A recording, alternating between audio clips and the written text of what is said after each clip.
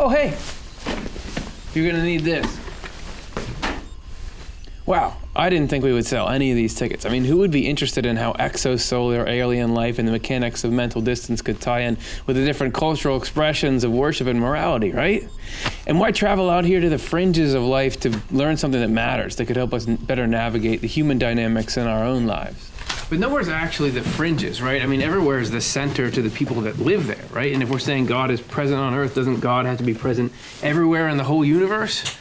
Sorry, I'm getting a little bit poetic. Don't worry, I'm totally technically competent. I know how to drive this thing. Let me just, put it in gear. Oh. Right, I forgot. There's a couple things I have to get fixed on the ship that I didn't yet. So we're only going to be able to see extraterrestrial life as it was in the year 1758. But actually, that works perfectly because we're going to be retracing the steps of Emanuel Swedenborg as he traveled in his spirit to the farthest reaches of the galaxy. I'm sorry, wait, what? You're not just talking about traveling out of body, but now we're going to other planets? Come on, I have these friends that are intelligent and practical, educated, and I invited them to watch this show, and now you're doing this? No, we're not actually going to other planets. We're going to talk to the spirits of people who used to live on other planets. Wait a second, you have friends like that? Yes. Why would you ever invite them to watch this show? Okay. Well, if we're gonna do stuff like travel spiritually, we've at least gotta have some kind of mechanism we lay out for how travel like that could operate. Yes, the mechanism, the meaning, how and why all this works. I'd say that stuff is just as much a part of the trip. But it's really all the same trip we always take, to find out how everything connects together and, in the end, works for good.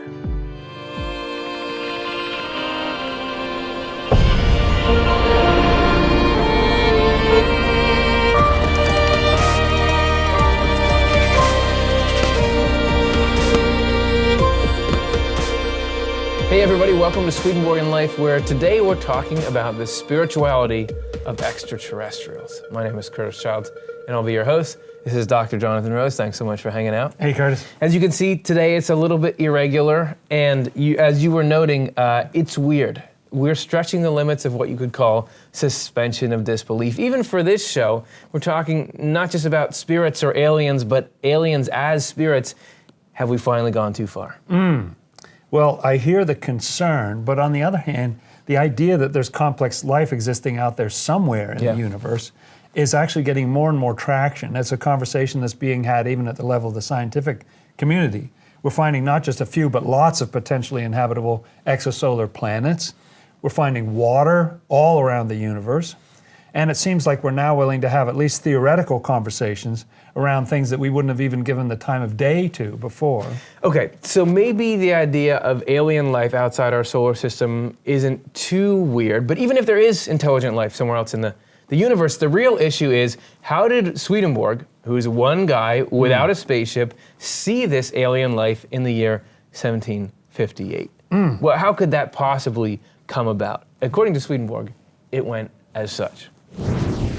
Yeah, what he talks about is that on these other planets you would have cultures that are very different. You have people who are living there, but there's something akin to the human race. Okay. And when these people would pass away, let's say this person passes away, that person passes away, you just make that choice? It's arbitrary, I know. Then their spirits go to the spiritual world, which is a completely separate universe, but because of the connection with people who are still living on that planet, they feel attached and they're still spiritually near that planet.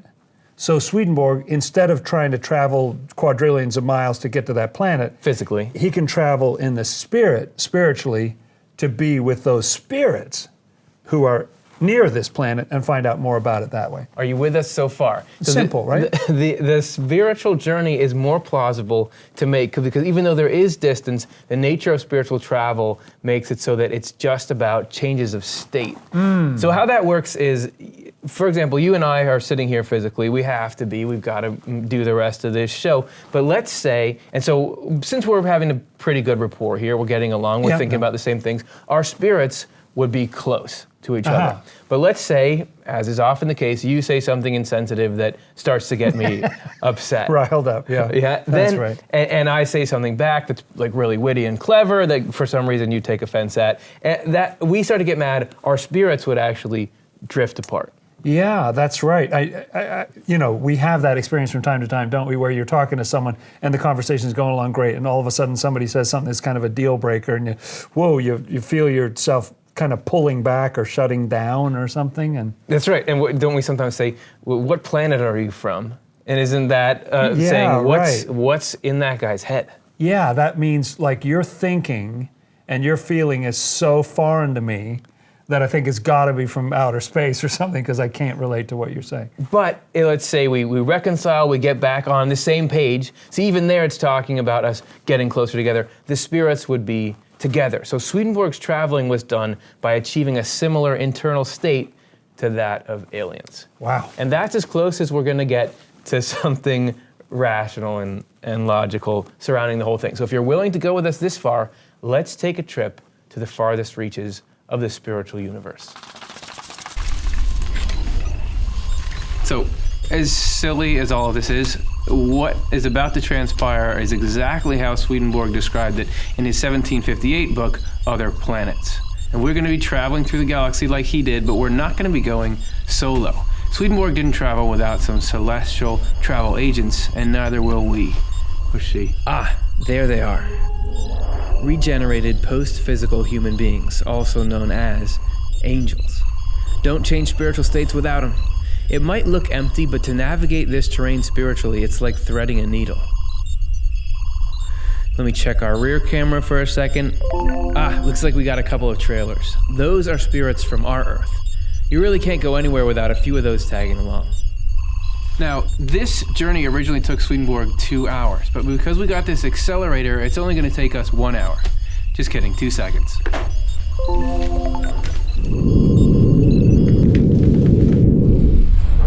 Are you okay? This is the edge of the solar system. I'm not sure we're going to be able to make it through all that. Wait, are there people down there? Hey, Curtis, and Curtis's friend. Hey, who are you? How do you know who we are? Perception. Just think of us like a membrane at the edge of the solar system. We cross-check things with the divine design to make sure that no one tries to go through without the right permissions. We've talked to your guides. You're fine. Enjoy your trip. Good to know the right people. Do you know those Earth spirits who have been following you? They're not in the right state. They're not listening to us. Tell them not to try to cross, or it's not going to be good. Ooh, they should have listened. It's not their time yet. They'll be all right.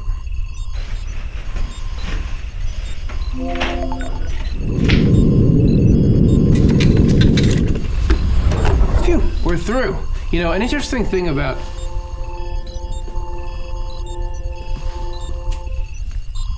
Banky Ron Predongali? A spirit from the first planet that we're visiting.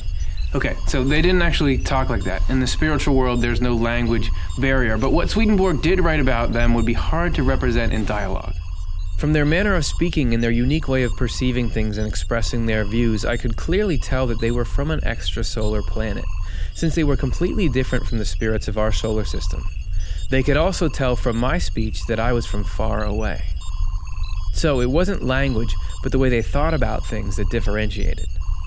But the really fascinating stuff is what Swedenborg learned about their spirituality. And for that, we go back to Dr. Jonathan Rose. If you imagine yourself making contact with people from some other planet, what would you ask them? It's interesting that Swedenborg asked them a bunch of different things about their lives, but he especially inquired about their religious beliefs and practices. And as with Earth, people from any planet start out in the afterlife with the same beliefs and practices they had in this world, and only gradually does that change over time. So by learning about what these spirits were thinking, Swedenborg was also learning about religion on the planet that they came from. Here's Other Planets 130. After we had some conversation on various subjects, I asked them what god they worshipped. They said that actually they worship a particular angel, an angel who looks to them like a divine person, radiant with light. this angel teaches them and helps them see how they should be living their lives. They know, they added, that God Almighty is in the Son of the angelic heaven, and that although He does not appear to them, He does appear to their angel. But He's too powerful for them to dare to worship Him. So these people were good, but they believed that they needed an angel to be their intermediary. And Swedenborg learned that this angel was actually a whole community of angels assigned by the Lord to watch over these people and teach them justice and uprightness. In the afterlife, every level and community of heaven has its own shade of light that corresponds to the nature of the understanding there. So these spirits, as a result of this intermediate arrangement, live in a yellow light, Swedenborg tells us, like the light of a burning torch. And because they believed that they had to turn to an intermediary instead of directly to God, that's why they had this type of light. If they had received their light directly from God, it would have had more purity and steadiness in its brightness. But this is what these spirits were comfortable with. They didn't dare make contact with God Himself. And Swedenborg saw that there was a flame in that angelic community that would send down a moderated light to the spirits who were below. Even though the light surrounding these spirits wasn't the best kind of light you can get, it was still very good. And Swedenborg adds this: as for their other qualities, they were modest, rather simple people, but their thinking was quite good. I was able to determine what their faculty of understanding was like from the light that they had, since the understanding we have depends on how receptive we are to the light that exists in the heavens. This is because the divine truth that radiates from the Lord as the sun is what gives light there and makes it possible for angels not only to see, but also to understand. And then Swedenborg was given a glimpse of what things looked like down on the planet itself. So do you feel that kind of up on the left side of the abdomen? That's actually the inflow from these spirits, because the role that they provide for the universal human race is the same as what the spleen does for the body. So there's an interaction between them. So for more on that strange principle, see our episodes The Shape of Heaven and How Spirits Are Connected to Your Health. We've discussed it, and since you're on an educational mission, we're going to show you our planet. Well, that's a really kind offer, but actually it can't work like that because we just came here spiritually. And so we can talk to you because you're spiritual, but the planet you want to take us to is physical. So we can't see that.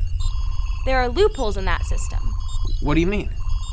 For example, Swedenborg was able to communicate openly with spirits, right? Yeah. There are some people on our planet that can communicate with spirits from our planet. Through us, we can connect you to them. Amazing.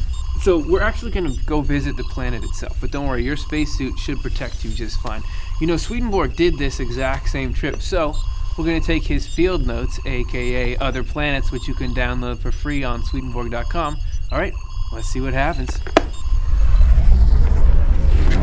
Wow, so this is what this planet looked like to them. And just as Swedenborg describes, after a little while my sight was opened so that I could look at their actual planet to some extent. I saw multiple meadows, deciduous forests, and woolly sheep.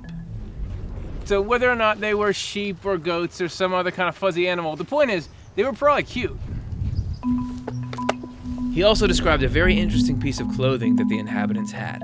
The woman I saw wore over her chest a garment wide enough to allow her to conceal the rest of her body by inserting her arms through it and wrapping it around herself. She could then go on her way.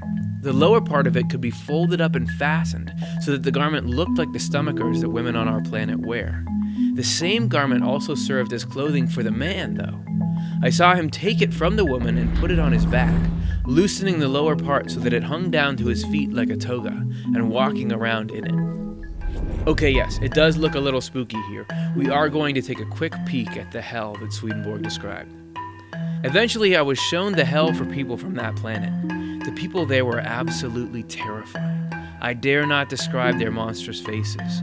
I also saw women there who practiced malignant sorcery. They appeared in green clothing and filled me with a sudden horror. Wow, yeah, that would be scary. Luckily, I didn't see any.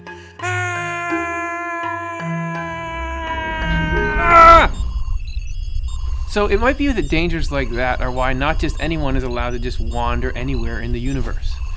We just took a trip within a trip, and I think it's a good time to review, like, how is all this travel happening in the first place? Luckily, we provide this handy-dandy instructional video for all of our guests. Let's take a look.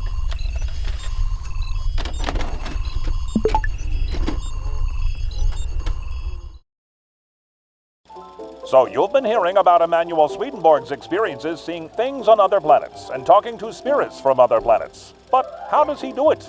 It is true that Swedenborg made one of the earliest designs for flight, but that was over 2 centuries before any human was launched into space. Here's what you need to understand. Mr. Swedenborg was traveling in the spirit. Let me explain. First, you must understand the nature of spiritual distance. Distances in the other life are not like distances on Earth. Distances in the other life depend entirely on the inner states of the people in question. People who live together in a given community there and inhabit the same region are people whose states are similar. Presence there depends entirely on similarity of state, and distance is a function of dissimilarity. So the Lord led Mr. Swedenborg into a state like that of the planet's spirits and inhabitants in question. And when he was near the planet, spiritually speaking, of course, he was able to talk with them. Now you know, in the spiritual world, planets are not distant from each other in the same way they are in the material world, but only seem so because of the states of life of their inhabitants and spirits. To be clear, by states of life, I mean the state of the love and the faith contained in individuals' hearts. Take a moment to consider what this means. But I have yet to answer how Mr. Swedenborg actually saw things on the planets themselves. Let me explain. Namely, how it is that a spirit, or what is the same thing, a person functioning in the spirit, can see things on another planet. With their own vision, spiritual vision that is, spirits and angels cannot see anything whatsoever in the physical world. For them, in fact, the light of our world, the light of its sun, is like thick darkness. Likewise, you cannot see anything at all in the spiritual world with your physical vision. For you, the light of heaven is like thick darkness. Just try. It's dark, isn't it? That's right. When it pleases the Lord, though, spirits and angels can see things in the physical world through a person's eyes. However, this only happens for people who are allowed by the Lord to talk and associate with spirits and angels, which of course was the case for Emanuel Swedenborg, and coincidentally is a much more common occurrence for people on other planets. That is, according to Mr. Swedenborg's own reports. So, in summary, Mr. Swedenborg had the eyes of his spirit open.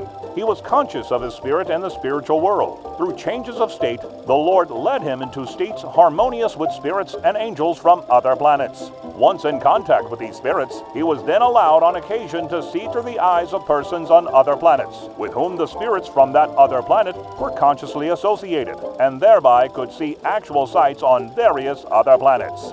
Oh boy, wouldn't that be something to experience for yourself? In case you're wondering how this ship functions, it works by changing our spiritual state. And because of all the extra technology that the Swedenborg Foundation labs put into this thing, the journey that took Swedenborg 2 hours is actually only going to take us 2 seconds.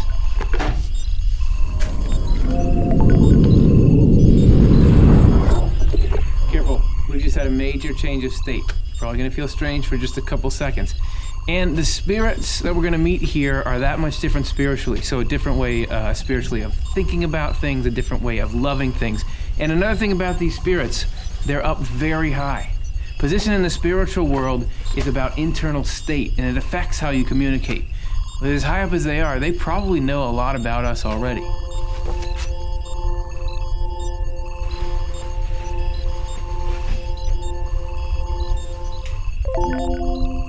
What's YouTube? Well, YouTube is a web hosting site. Why? We can tell you're here because of a YouTube show and that you came very far to get here. Okay, so we don't know exactly what the conversation was here, but Swedenborg wrote that he conversed with these aliens about where they were from and told them a bit about our solar system. And there's a couple of interesting things. First, if we can just zoom in a little bit here. I saw some spirits from that planet who looked the same way they had during their lives there. Their faces are not all that different from the faces of people on our planet, except that their eyes and noses are small. This made their faces look distorted to me, but they explained that they consider small eyes and a small nose to be most beautiful. But again, some of the most interesting stuff has to do with their spirituality and their morality. Dr. Jonathan Rose has been researching that, so let's kick it back to him and see what he got. Hey, thanks, Curtis. I hope you're all enjoying this little tour so far. There's so much more in Swedenborg's book, Other Planets, so I urge you to check that out. Yeah, so we want to just hear a little bit about what's the spiritual dimension behind these extraterrestrials. Oh, yes. Well, Swedenborg describes that heaven is like one giant human being in terms of function and so on. And so all these different planets actually play a role in that one unified form. And these people play the role of keenness of vision, such an interesting thing, clear-sightedness. So Swedenborg saw them high up, and they were able to have a clear vision of everything below.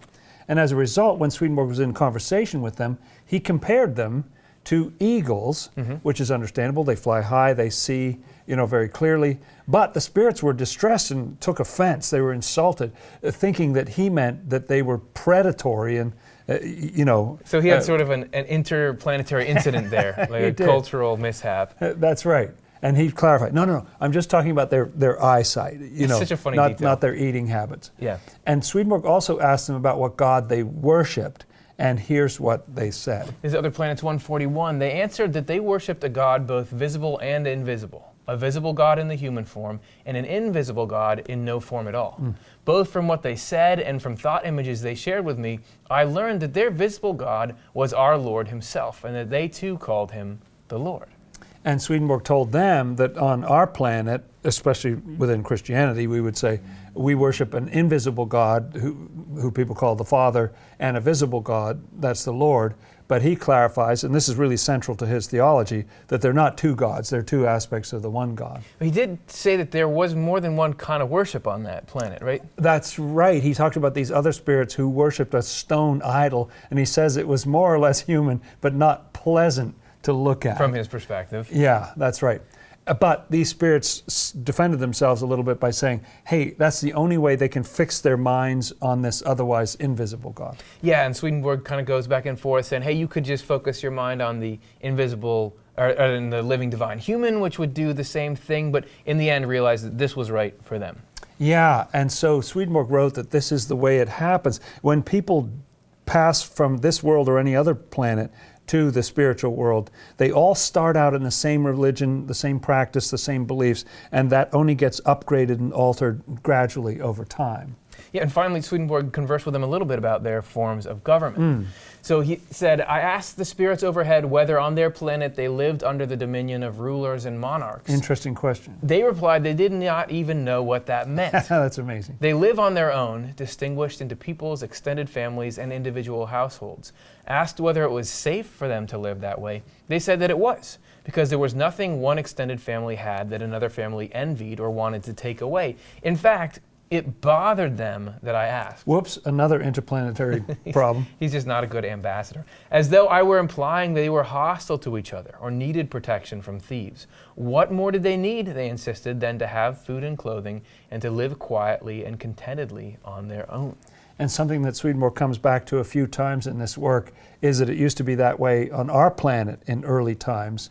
It's interesting, there was a recent article that came out about a transition on Earth from when people were sort of living in tents and family by family, and then greed drove them, the thought that greed is good, drove them to be in cities, and wealth got concentrated. Then when you get that wealth, then you need military, you need police, you need governments, walled cities, weapons, and so on. All that seemed to develop from there.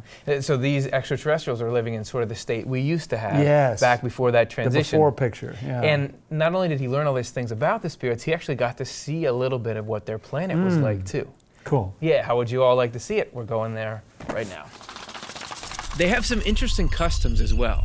Hey, would you tell us a little bit about what your planet is like and the customs there too? Yes, we have a lot that resemble things you've seen.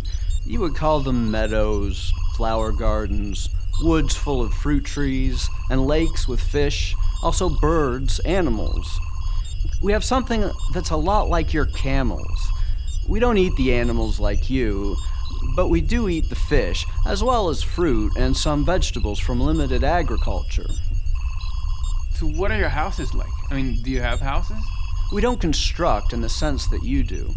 We live in the trees, but we do augment them for shelter. Fascinating. Thanks so much. Happy to help. Okay, everyone, now we've got one of the highlights of our tour. We've actually got tickets to see how people from this planet make clothes. It's a little interstellar arts and crafts. I saw a woman wearing a robe that had on it roses of various colors.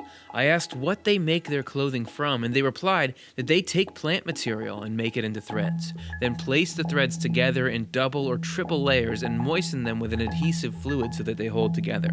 They then color the fabric with vegetable dyes. I was also shown how they make their thread. They sit half reclined in a chair and twist the thread with their toes, then pull the twisted thread toward themselves and work it with their hands. So what would an outer space tour be without a little foot weaving in there as well? It's fascinating the details that Swedenborg included around this whole thing. And there's one final point that we want to touch on before the tour ends today. This is from Secrets of Heaven. The spirits and angels from other planets are all separate from each other, divided up by planet. They do not appear together in one place. The reason is that the inhabitants from one planet have an entirely different character than the inhabitants of another. That's understandable. They do not associate with each other in the heavens, except in the third and deepest one. Spirits who go there gather from every planet and unite very closely to form that heaven.